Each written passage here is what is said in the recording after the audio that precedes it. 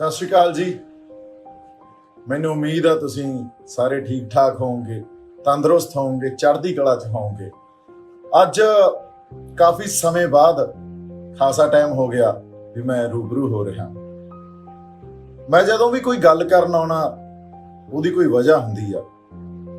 ਅੱਜ ਦੀ ਵਜ੍ਹਾ ਇਹ ਆ ਵੀ ਜਦੋਂ ਅਸੀਂ ਇਸ ਸਮਾਜ 'ਚ ਵਿਚਰਦੇ ਆ ਉਸ ਟਾਈਮ ਸਾਡੇ ਕੋਲੇ ਦੋ ਤਰ੍ਹਾਂ ਦੀ ਚੋਇਸ ਹੁੰਦੀ ਆ, ਦੋ ਤਰ੍ਹਾਂ ਦੀ ਅਸੀਂ ਇਹ ਗੱਲ ਸਮਝ ਸਕਦੇ ਆ ਵੀ ਜਾਂ ਤਾਂ ਸਮਾਜ 'ਚ ਅਸੀਂ ਇਸ ਤਰ੍ਹਾਂ ਵਿਚਰੀਏ ਵੀ ਇੱਕ ਜਾਗਰੂਕ ਇਨਸਾਨ ਦੀ ਤਰ੍ਹਾਂ ਜਾਂ ਇੱਕ ਜਾਗਰੂਕ ਬੰਦੇ ਦੀ ਤਰ੍ਹਾਂ ਵਿਚਰਿਆ ਜਾਵੇ, ਕਿਉਂਕਿ ਜੋ ਕੁਝ ਗਲਤ ਹੋ ਰਿਹਾ ਉਹਦੇ ਖਿਲਾਫ ਉੱਠ ਕੇ ਅਸੀਂ ਆਪਦੀ ਆਵਾਜ਼ ਉਠਾਈਏ, ਜਾਂ ਫਿਰ ਇੱਕ ਜਿਉਂਦੀ ਜਾਗਦੀ ਲਾਸ਼ ਦੀ ਤਰ੍ਹਾਂ ਵਿਚਰੀਏ। ਜੋ ਕੁਝ ਹੋਈ ਜਾਂਦਾ ਸਾਨੂੰ ਕੋਈ ਮਤਲਬ ਨਹੀਂ ਆ, ਆਪਦਾ ਤੋਰੀ ਫੁਲਕਾ ਵਧੀਆ ਚੱਲੀ ਜਾਂਦਾ।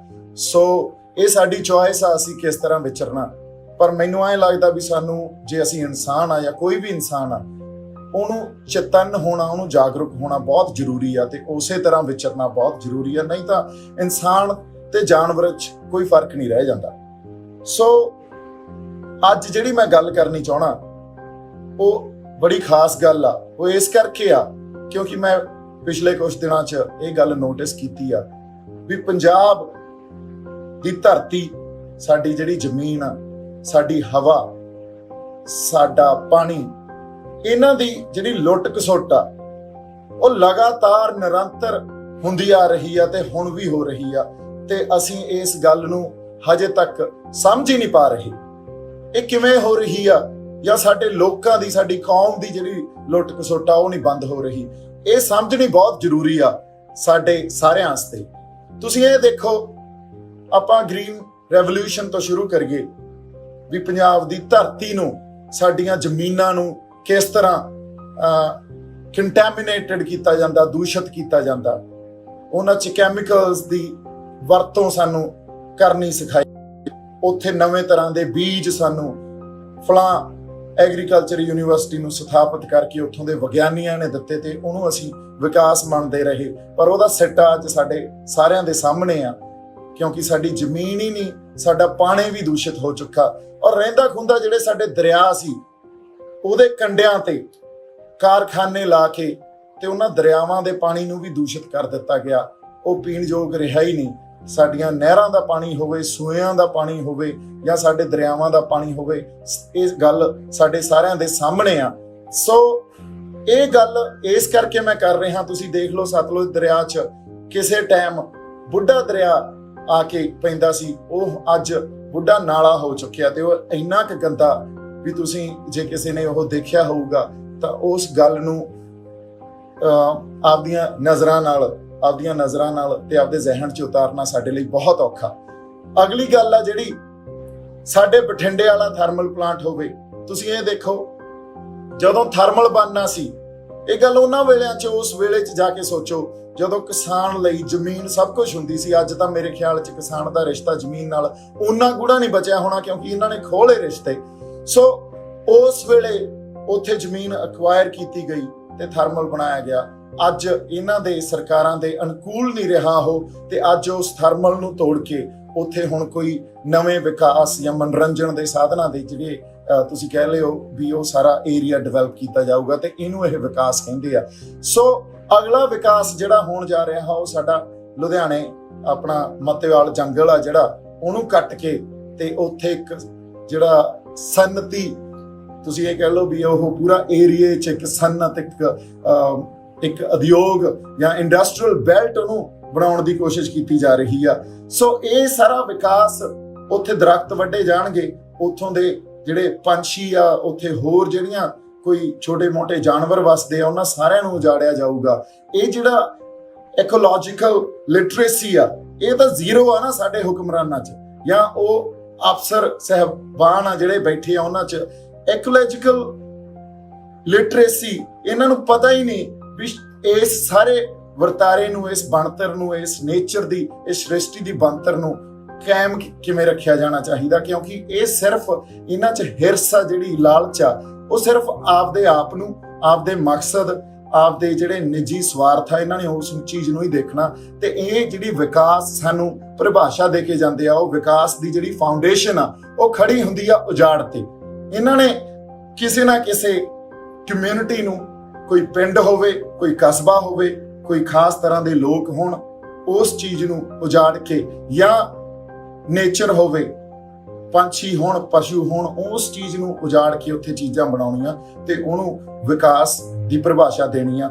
ਹੌਲੀ ਹੌਲੀ ਅਸੀਂ ਸ਼ੁਰੂ 'ਚ ਇਸ ਗੱਲ ਤੇ ਉੱਠ ਕੇ ਵਿਰੋਧ ਕਰਦੇ ਆ, ਬੋਲਦੇ ਆ, ਪਰ ਹੌਲੀ ਹੌਲੀ ਸਾਨੂੰ ਵੀ ਇਸ ਗੱਲ ਦੀ ਆਦਤ ਪੈ ਜਾਂਦੀ ਆ। ਸਾਨੂੰ ਐਂ ਲੱਗਦਾ ਵੀ ਆਹੀ ਵਿਕਾਸ ਆ, ਇਹੀ ਆਧੁਨਿਕ ਜਾਂ ਗਲੋਬਲਾਈਜੇਸ਼ਨ ਆ। ਪਰ ਤੁਸੀਂ ਇਹ ਦੇਖ ਲਓ, ਜਿਹੜੀ ਗਲੋਬਲਾਈਜੇਸ਼ਨ ਸਾਡੇ ਸਾਹਮਣੇ ਪ੍ਰੈਜ਼ੈਂਟ ਕੀਤੀ ਜਾਂਦੀ ਆ, ਉਹਦੀਆਂ ਜਿਹੜੀਆਂ ਜੜ੍ਹਾਂ, ਉਹਦੀ ਫਾਊਂਡੇਸ਼ਨ ਆ, ਉਹ ਕਿਸੇ ਨਾ ਕਿਸੇ ਉਜਾੜ 'ਚ, ਕਿਸੇ ਨਾ ਕਿਸੇ ਜ਼ੁਲਮ 'ਚ, ਜਾਂ ਕਿਸੇ ਨਾ ਕਿਸੇ ਜਿਹੜੀ ਇਹਨਾਂ ਦੀ ਨਿੱਜੀ ਸਵਾਰਥ ਆ ਉਸ 'ਚ ਖੜੀਆਂ ਹੁੰਦੀਆਂ। ਹੁਣ ਮੱਤੇਵਾਲ ਜੰਗਲ ਦੀ ਉਦਾਹਰਨ ਮੈਂ ਤੁਹਾਨੂੰ ਦਿੰਨਾ। ਬੜਾ ਵਿਰੋਧ ਹੋਇਆ ਪੰਜਾਬ 'ਚ। ਜਿਹੜੇ ਸਾਡੇ এনवायरमेंटਲਿਸਟ ਸੀ ਉਹਨਾਂ ਨੇ ਕਿਹਾ ਵੀ ਨਹੀਂ ਹੋਣਾ ਚਾਹੀਦਾ, ਅਸੀਂ ਇਸ ਦੇ ਵਿਰੋਧ 'ਚ ਆਪਦੀ ਆਵਾਜ਼ ਉਠਾਵਾਂਗੇ। ਇੱਕ ਦਿਨ ਲੁਧਿਆਣੇ ਦੇ ਡਿਪਟੀ ਕਮਿਸ਼ਨਰ ਸਾਹਿਬ ਆ ਕੇ ਇਹ ਬਿਆਨ ਦਿੰਦੇ ਆ ਵੀ ਉੱਥੇ ਇੱਕ ਵੀ ਰੁੱਖ ਨਹੀਂ ਕੱਟਿਆ ਜਾਊਗਾ। ਜਿਹੜੀ ਉਹਨਾਂ ਨੇ ਕੋਈ ਜ਼ਮੀਨ 3000 ਜਾਂ 4000 ਜਿਹੜਾ ਏਕੜ ਆ ਉਹ ਐਕਵਾਇਰ ਕਰਨੀ ਆ, ਉਸ ਲਈ ਜੇ ਇੱਕ ਵੀ ਰੁੱਖ ਨਹੀਂ ਕੱਟਿਆ ਜਾਊਗਾ ਤਾਂ ਇਹ ਮੈਂ ਤੁਹਾਨੂੰ ਗਾਰੰਟੀ ਦਿੰਨਾ, ਅੱਛਾ ਇੱਥੇ ਬੈਠਾ ਹੀ ਗਾਰੰਟੀ ਦਿੰਨਾ ਵੀ ਇਹ ਪੋਸੀਬਲ ਹੀ ਨਹੀਂ ਆ ਵੀ ਉੱਥੇ ਕਿਸੇ ਸਨਅਤ ਦਾ ਵਿਕਾਸ ਕਰ ਦੇਣ ਜਾਂ ਉੱਥੇ ਬਿਨਾਂ ਕਿਸੇ ਰੁੱਖ ਕੱਟਿਓ ਇਹ ਉੱਥੇ ਪੂਰਾ ਜਿਹੜਾ ਇੰਡਸਟਰੀਅਲ ਬੈਲਟ ਸਥਾਪਿਤ ਕਰ ਦੇਣ। ਤੇ ਨਾਲ ਉਹਦੇ ਸਤਲੁਜ ਦਰਿਆ ਵਗਦਾ। ਮਾਲਵੇ ਦੀ ਜਿਹੜੀ ਕੈਂਸਰ ਦੀ ਜਾਂ ਹੋਰ ਚਮੜੀ ਦੇ ਰੋਗ ਆ, ਜਿਹੜੀ ਪ੍ਰੋਬਲਮ ਆ, ਉਹ ਹੈ ਹੀ ਇਹ, ਕਿਉਂਕਿ ਪਾਣੀਆਂ ਨੂੰ, ਦਰਿਆਵਾਂ ਦੇ ਪਾਣੀਆਂ ਨੂੰ ਦੂਸ਼ਿਤ ਕਰ ਦਿੱਤਾ ਗਿਆ ਤੇ ਉੱਥੇ ਜਿਹੜਾ ਪਾਣੀ ਜਾਂਦਾ ਲੈਂਡ ਕੰਟੈਮੀਨੇਟਡ, ਅਸੀਂ ਆਪ ਰੇਹਾਂ ਸਪਰੇਆਂ ਪਾ ਤੇ ਕਰਤੀ। ਹੁਣ ਜਿਹੜੇ ਰਹਿੰਦ ਖੂੰਹਦ ਸੀ ਉਹ ਦਰਿਆਵਾਂ ਦੇ ਪਾਣੀਆਂ ਨੂੰ ਵੀ ਦੂਸ਼ਿਤ ਕਰਤਾ ਤੇ ਲੱਖਾਂ ਲੋਕਾਂ ਨੂੰ ਕੈਂਸਰ ਹੋ ਰਿਹਾ, ਪਰ ਸਾਨੂੰ ਹਜੇ ਤੱਕ ਅਸੀਂ ਉਹਦੀ ਜੜ ਤੇ ਨਹੀਂ ਪਹੁੰਚ ਸਕਦੇ। ਤੇ ਉਸ ਤੋਂ ਬਾਅਦ ਉਹ ਕਹਿੰਦੇ ਦੇਖੋ ਦਰਿਆ ਨੂੰ ਵੀ ਪ੍ਰੋਟੈਕਟ ਕਰਨ ਵਾਸਤੇ 6 ਲੇਨ ਹਾਈਵੇ ਬਣਾਇਆ ਜਾਊਗਾ, ਜੋ ਕਿ ਉਸ ਇੰਡਸਟਰੀਅਲ ਬੈਲਟ ਨੂੰ ਤੇ ਇਸ ਰਿਵਰ ਨੂੰ, ਸਤਲੁਜ ਰਿਵਰ ਨੂੰ, ਉਹਦੇ ਵਿੱਚ ਵੰਡ ਪਾਊਗਾ। ਇਹ ਤੁਹਾਨੂੰ ਤੇ ਮੈਨੂੰ ਵੀ ਪਤਾ, ਜੇ ਹਜੇ ਤੱਕ ਵੀ ਅਸੀਂ ਨਹੀਂ ਜਾਗਦੇ ਵੀ ਪੁਰਾਣੀਆਂ ਜਿਹੜੀਆਂ ਇਹਨਾਂ ਨੇ ਵਾਅਦੇ ਕੀਤੇ ਆ ਸਾਡੇ ਨਾਲ, ਜਾਂ ਪੁਰਾਣੀਆਂ ਜਿਹੜੀਆਂ ਸਾਡੇ ਸਾਹਮਣੇ ਉਦਾਹਰਨਾਂ ਪਈਆਂ, ਉੱਥੋਂ ਨਹੀਂ ਸਿੱਖਦੇ ਵੀ ਇਹ ਕਦੇ ਵੀ ਇਸ ਲੈਵਲ ਦੀ ਪਲੈਨਿੰਗ ਇਹਨਾਂ ਕੋਲੇ ਨਹੀਂ ਹੁੰਦੀ, ਕਦੇ ਵੀ ਉਸ ਲੈਵਲ ਦੀ ਪਲੈਨਿੰਗ ਕਰਕੇ ਨਹੀਂ ਇਹ ਚੱਲਦੇ ਵੀ ਜਿਹੜੇ ਨੇਚਰ ਦੇ ਜਾਂ ਕੁਦਰਤ ਦੇ ਸੋਮੇ ਆ ਉਹਨੂੰ ਬਰਕਰਾਰ ਰੱਖਿਆ ਜਾਵੇ ਤੇ ਉਸ ਜਿਹੜਾ ਰੂਲ ਆਫ ਨੇਚਰ ਆ ਉਹਦੀ ਉਲੰਘਣਾ ਨਾ ਕੀਤੀ ਜਾਵੇ। ਇਹਨਾਂ ਨੇ ਹਮੇਸ਼ਾ ਉਜਾੜ ਹੀ ਕੀਤਾ ਤੇ ਹੁਣ ਵੀ ਉਜਾੜ ਹੀ ਕਰਨਗੇ। ਮੈਨੂੰ ਲੱਗਦਾ ਸਾਨੂੰ ਇਹੋ ਜੀ ਕੋਈ ਜਿਹੜਾ ਵਿਕਾਸ ਜਾਂ ਡਿਵੈਲਪਮੈਂਟ ਜਾਂ ਗਲੋਬਲਾਈਜੇਸ਼ਨ ਨੂੰ ਹਮੇਸ਼ਾ ਹੁਣ ਬਹੁਤ ਹੀ ਸਿੱਧੇ ਢੰਗ ਨਾਲ ਇਸ ਗੱਲ ਦਾ ਵਿਰੋਧ ਕਰਨਾ ਚਾਹੀਦਾ, ਕਿਉਂਕਿ ਸਾਨੂੰ ਇਤਿਹਾਸ 'ਚ ਉਦਾਹਰਨਾਂ ਮਿਲਦੀਆਂ ਵੀ ਇਸ ਗੱਲ ਨੇ ਕਿਸੇ ਨਾ ਕਿਸੇ ਢੰਗ ਨਾਲ ਸਾਡੇ ਤੇ ਬੁਰਾ ਅਸਰ ਹੀ ਕੀਤਾ, ਚਾਹੇ ਸਾਡੀ ਸਿਹਤ ਪੱਖੀ ਹੋਵੇ, ਚਾਹੇ ਸਾਡੇ ਕਿਸੇ ਵੀ ਢੰਗ ਨਾਲ ਵਾਤਾਵਰਨ ਨੂੰ ਵਿਗਾੜਨ ਦੀ ਗੱਲ ਹੋਵੇ। ਜੇ ਅਸੀਂ ਸਾਡੇ ਗੁਰੂ ਸਾਹਿਬਾਨਾਂ ਵੱਲੋਂ ਦਿੱਤੀ ਸਿੱਖਿਆ ਦੀ ਗੱਲ ਕਰਦੇ ਹਾਂ ਤਾਂ ਬਾਬਾ ਨਾਨਕ ਤਾਂ ਇਹ ਕਹਿ ਕੇ ਗਏ ਵੀ ਪਵਨ ਗੁਰੂ ਪਾਣੀ ਪਿਤਾ ਮਾਤਾ ਧਰਤ ਮਹੱਤ। ਹੁਣ ਤੁਸੀਂ ਇਹ ਦੇਖੋ ਵੀ ਗੁਰੂ ਨਾਨਕ ਸਾਹਿਬ ਨੇ ਇਸ ਨੇਚਰ ਨੂੰ ਕਿੱਡਾ ਵੱਡਾ ਰੁਤਬਾ ਦਿੱਤਾ, ਪਵਨ ਗੁਰੂ ਪਾਣੀ ਪਿਤਾ ਮਾਤਾ ਧਰਤ ਮਹੱਤ। ਇਦੋਂ ਉੱਤੇ ਹੋਰ ਕੋਈ ਪੈਗੰਬਰ ਜਾਂ ਹੋਰ ਕਿਸੇ ਕੌਮ ਦਾ ਰਹਿਬਰ ਕੀ ਕਹਿ ਸਕਦਾ?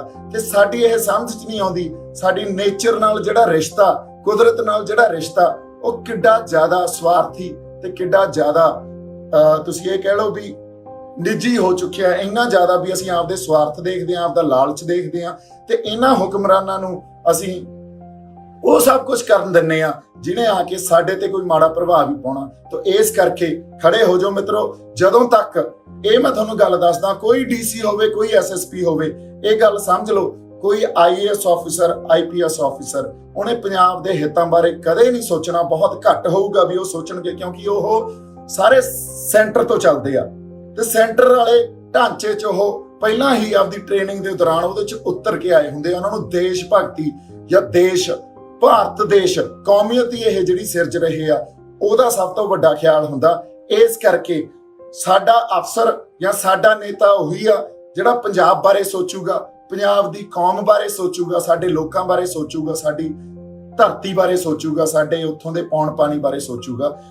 ਤਾਂ ਹੀ ਮੈਂ ਕਹਿੰਦਾ ਹੁੰਦਾ, ਕੋਈ ਕਾਂਗਰਸ ਹੋਵੇ, ਕੋਈ ਬੀਜੇਪੀ ਹੋਵੇ ਜਾਂ ਅਕਾਲੀ ਹੋਣ ਜਾਂ ਕੋਈ ਵੀ ਹੋਵੇ, ਇਹਨਾਂ ਸਾਰਿਆਂ ਦੀਆਂ ਜਿਹੜੀਆਂ ਤੁਸੀਂ ਕਹਿ ਲਓ ਵੀ ਉੱਤੇ ਜਿਹੜੇ ਇਹਨਾਂ ਦੀਆਂ ਸਟ੍ਰੇਨਸ ਆ ਨਾ, ਉਹ ਖਿੱਚਦੇ ਆ। ਦਿੱਲੀ 'ਚ ਜਿਹੜੀ ਸਰਕਾਰ ਆ ਉਹ ਬੈਠੇ ਖਿੱਚ ਲੈਂਦੀ ਆ ਤੇ ਇਹ ਉਵੇਂ ਹੀ ਇੱਥੇ ਖੇਡੀ ਜਾਂਦੇ ਆ। ਇਹਨਾਂ ਨੂੰ ਸਾਡੇ ਹਿੱਤਾਂ ਦਾ ਕੋਈ ਪਰਵਾਹ ਨਹੀਂ, ਕੋਈ ਇਹਨਾਂ ਨੂੰ ਸਾਡੇ ਹਿੱਤਾਂ ਬਾਰੇ ਖਿਆਲ ਨਹੀਂ।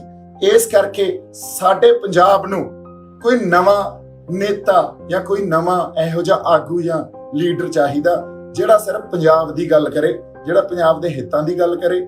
ਉਹ ਦਿੱਲੀ ਤੋਂ ਕੰਟਰੋਲ ਨਾ ਹੁੰਦਾ ਹੋਵੇ, ਉਹ ਲੋਕਾਂ ਦੇ ਹਿੱਤਾਂ ਦੀ ਤੇ ਪੰਜਾਬ ਦੀ, ਪੰਜਾਬ ਦੇ ਕਿਸਾਨਾਂ ਦੀ, ਸਾਡੇ ਆਬੂ ਹਵਾ ਦੀ ਗੱਲ ਕਰੇ। ਤਾਂ ਉਹ ਨਾਰਾ ਪੰਜਾਬ ਨੂੰ ਬਹੁਤ ਜ਼ਰੂਰੀ ਆ, ਚਾਹੀਦਾ। ਇਹੀ ਹੱਲ ਆ। ਅਦਰਵਾਈਜ਼ ਜਿੰਨੀਆਂ ਮਰਜ਼ੀ ਵੋਟਾਂ ਤੁਸੀਂ ਅਕਾਲੀ ਦਲ ਨੂੰ ਪਾ ਲਓ, ਜਿੰਨੀਆਂ ਮਰਜ਼ੀ ਕਾਂਗਰਸ ਨੂੰ ਪਾ ਲਓ, ਜਿੰਨੀਆਂ ਮਰਜ਼ੀ ਹੋਰ ਕਿਸੇ ਇਹੋ ਜਿਹੀ ਪਾਰਟੀ ਨੂੰ ਪਾ ਲਓ ਜਿਹੜੀ ਨੈਸ਼ਨਲਿਸਟਿਕ ਅਪਰੋਚ ਰੱਖਦੀ ਆ, ਉਹਨੇ ਪੰਜਾਬ ਨੂੰ ਕਦੇ ਵੀ ਆਪਦੇ ਮੂਹਰੇ ਰੱਖ ਕੇ ਉਸ ਗੱਲ ਨੂੰ ਨਹੀਂ ਵਾਚਣਾ। ਉਹਨਾਂ ਨੇ ਸਿਰਫ ਹਮੇਸ਼ਾ ਉਹੀ ਦੇਖਣਾ ਵੀ ਦੇਸ਼ ਕੀ ਚਾਹੁੰਦਾ, ਕਿਉਂਕਿ ਜੋ ਦਿੱਲੀ ਚਾਹੁੰਦੀ ਆ ਤੁਸੀਂ ਉਹੀ ਉਗਾਉਣੇ ਹੋ, ਤੁਸੀਂ ਉਹੀ ਵੇਚਦੇ ਹੋ ਤੇ ਉਹ ਉਹੀ ਖਰੀਦਦੇ ਆ। ਆਪਦੀ ਕੋਈ ਰਵਾਇਤੀ ਫਸਲ ਤੁਹਾਡੀਆਂ ਗਾਇਬ ਕਰਤੀਆਂ ਉਹਨਾਂ ਨੇ। ਸੋ ਇਹ ਗੱਲਾਂ ਜਿਹੜੀਆਂ ਸਾਡੇ ਲਈ ਸਮਝਣ ਵਾਸਤੇ ਬਹੁਤ ਜ਼ਰੂਰੀ ਆ ਵੀ ਸਰਕਾਰਾਂ ਜੋ ਚਾਹੁੰਦੀਆਂ ਉਹ ਹੁੰਦਾ, ਕਿਉਂਕਿ ਅਸੀਂ ਜਾਗਰੂਕ ਨਹੀਂ ਹੁੰਦੇ। ਜੇ ਜਾਗਰੂਕ ਹੋ ਜਾਾਂਗੇ ਜਾਂ ਉਹੋ ਜਿਹੇ ਆਗੂ ਪੈਦਾ ਕਰ ਲਾਂਗੇ ਜਿਹੜੇ ਸਿਰਫ ਪੰਜਾਬ ਦੀ ਗੱਲ ਕਰਨ, ਤਾਂ ਮੇਰੇ ਖਿਆਲ 'ਚ ਸਾਡੇ ਪੰਜਾਬ ਦਾ ਜਿਹੜਾ ਸੁਧਾਰ ਅਸੀਂ ਹਰ ਬੰਦਾ ਆਪਦੇ ਅੰਦਰ ਵਸਾਈ ਬੈਠਾ, ਉਹ ਸਾਡੇ ਕੋਲੇ ਇੱਕ ਸੁਪਨਾ ਜਿਹੜਾ ਉਹਨੂੰ ਅਸੀਂ ਅਚੀਵ ਕਰਨ ਜੋਗੇ ਹੋ ਜਾਾਂਗੇ। ਸੋ ਮੇਰੀ ਇਹੀ ਅਰਦਾਸ ਆ ਸਾਰਿਆਂ ਨੂੰ ਵੀ ਅਸੀਂ ਜਾਗਰੂਕ ਇਨਸਾਨ ਦੀ ਤਰ੍ਹਾਂ ਜਿਉਈਏ ਤੇ ਇਹਨਾਂ ਸਾਰੀਆਂ ਗੱਲਾਂ ਨੂੰ ਸਮਝੀਏ। ਮੇਰੇ ਵੱਲੋਂ ਬਹੁਤ ਸਾਰਾ ਪਿਆਰ ਤੇ ਸਤਿਕਾਰ। ਸਤਿ ਸ਼੍ਰੀ ਅਕਾਲ।